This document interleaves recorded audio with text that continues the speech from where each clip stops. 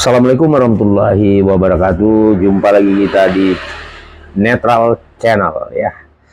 Nah, kali ini kita mau membahas sedikit ya isu yang lagi marak juga di media sosial di tengah masyarakat, yaitu soal DC atau dipanjangi debt collector atau si mata elang. Nah, DC atau si mata elang ini kan seperti menjadi momok bagi mereka yang punya tunggakan, baik tunggakan kendaraan roda 2 maupun roda 4. Sebenarnya kalau nggak punya utang sih nggak perlu jadi momok, kan begitu. Karena punya utang, nunggak, tidak bisa bayar dari tim DC atau semata elang ini, yang notabene-nya lebih banyak yang ilegal dibandingkan dengan legal. Legal sama ilegal tingkah polanya, kelakuannya sama aja sih. Lebih banyak tidak beradab atau tidak beretika dibandingkan dengan yang beretika. Ya, meskipun intinya memang hutang harus dibayar. Ya, nah kalau nggak mau punya hutang ya jangan berhutang, kan begitu. Tapi kan kita nggak bisa katakan demikian. Banyak DC atau Matel yang berstatement juga di Indonesia, dia bilang makanya kalau jangan disalahin dia kolektor, Anda jangan hutang. Salah Mas Bro. Sama dengan kartu kredit atau utang. Pada saat itu kita merasa mampu untuk meminjam uang untuk penambahan modal umpamanya, bukan kita kekurangan juga. Nah, di tengah perjalanan usaha macet dan lain-lain sebagainya, sehingga macet jadinya, alias tidak bisa bayar, kan begitu masalahnya. Bukan soal jangan berhutang, kalau nggak bisa bayar jangan hutang, bukan begitu masalahnya. Kalau hal tersebut terjadi pada Anda yang sekarang menjadi DC atau si mata elang ini, bagaimana pula, kan gitu kan. Jadi nggak bisa begitu ya. Nah, kejadian yang di Kalibata ya, Jakarta Selatan tersebut itu akhirnya memicu melebar luas ya, kemana-mana seluruh Indonesia yang ada jasa penagihannya ya, yang disebut dengan si mata elang ini. Mata elang ini sebenarnya kalau menurut gua ya, dalam perjanjian sebenarnya tidak ada istilah jasa penagihan pihak ketiga itu. Yang ada adalah jasa penagihan adalah kreditur dan debitur. Krediturnya yang memberikan pinjaman atau memberikan ini semacam pinjaman lah gitu, atau lain kalau kartu kredit dan lain-lain sebagainya.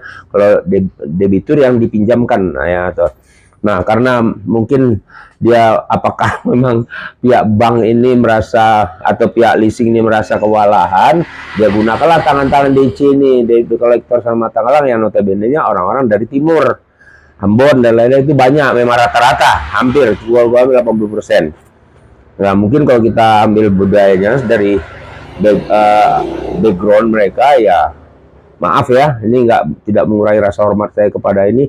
Ada sebagian yang mereka juga punya pendidikan, tapi lebih banyak tidak punya pendidikan. Mereka berangkat dari sananya mungkin ya di sana hidupnya susah.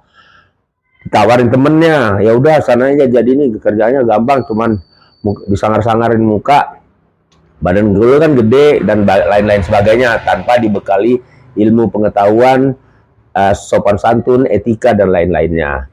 Kadang-kadang ada juga, nggak semuanya debt collector atau mata elang. Kalau mata elang rata-rata buas ya. Gue bilang buas. Rata-rata ada juga yang bagus, tapi kalau kita ambil persentasenya 2% lah, yang kooperatif gitu ya, baik-baik. Nah, tapi belakangan kita dengar lagi ada bukti-bukti yang konkret juga mungkin ya, bahwa mereka yang ilegal, ini kita bicara ilegal dulu. Yang ilegal ini memang tujuannya memang udah negatif. Mereka mencegat, dan mereka punya data tuh, ada tuh di aplikasi yang bisa melihat data-data siapa yang nunggak ini, gila nggak tuh? Nah, berdasarkan itulah mereka menagih, ini yang ilegal ya, mencegat di jalanan, dan itu udah pasti nggak mungkin dia bawa ke leasing karena memang itu datanya palsu. Datanya bukan palsu, datanya di aplikasi itu ada semua, memang benar, tapi dia coba memanfaatkan data itu untuk hal-hal yang sifatnya negatif, yaitu kalau dapat disita sama dia, dicegat, dirampas, dia jual. Karena yang terbukti kan, markas yang digerebek itu, tempat mereka menyimpan barang-barang sitaan itu, barang rampasan di jalanan itu yang nunggak itu banyak, ada motor, ada mobil dan lain. Ini kan dalam hal ini memang pemerintah ya, atau pihak kepolisian lah, ini harus tegas begini-gini. Dan pengeroyokan yang terjadi di Kalibata sehingga menewaskan si Matel tadi, sehingga dari pihak Matel, keluarga Matel, teman-teman Matel, kolega dari orang-orang Timur Ambon akhirnya meradang, marah juga, terjadilah bentrok, bakar-membakar. Yang korban yang lucunya di Kalibata itu justru yang jualan durian. Itu durian banyak ngangus, enak kali ya kalau orang biasa kelapa bakar, ini durian bakar. Itu habis tuh orang jual-jualan di pinggir depan Taman Makam Pahlawan tuh. Aneh kan, yang di Korea begitu, selalu demonstrasi atau apa aja di negara kita nih.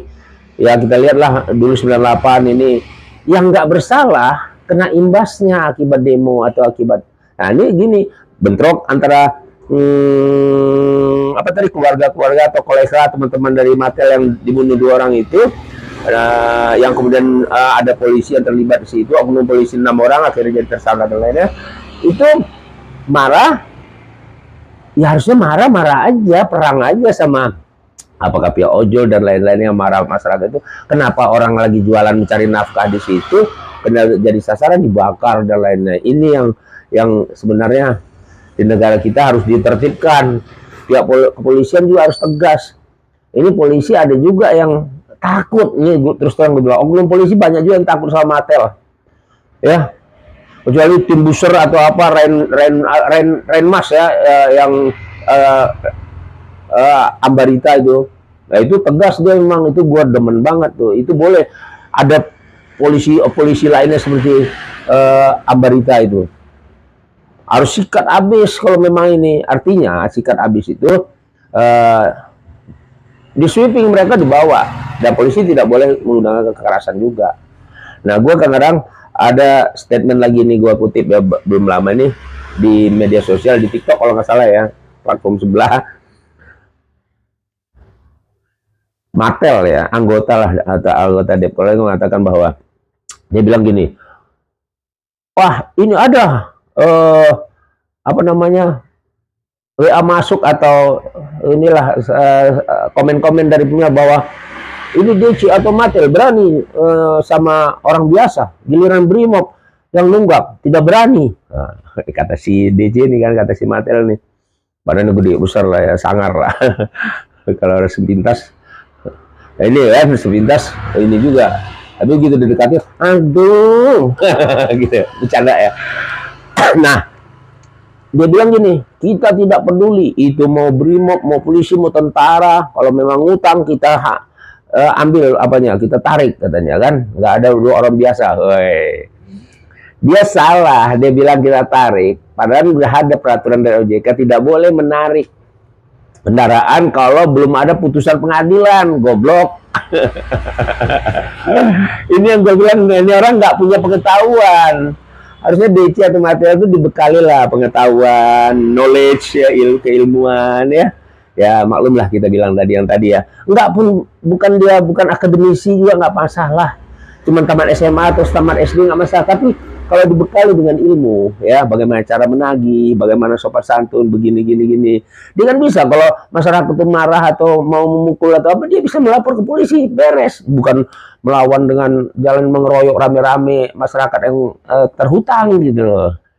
Itulah bro ya, cobalah. Nggak usah mamerin badan lah atau sangar-sangar gitu. Ente kalau udah tua, ya udah jalan, udah setruk, udah jalannya susah, minta maaf saya dulu kejam atau jadi Matel atau DC. Nah, banyak itu yang diwawancarin Matel-Matel atau DC-DC yang udah tobat, udah tua-tua, kasihan. Ingat, ente nggak selamanya badannya gede gitu, nggak selamanya sehat, nggak selamanya muda. Nanti bakal tua, selesai ente.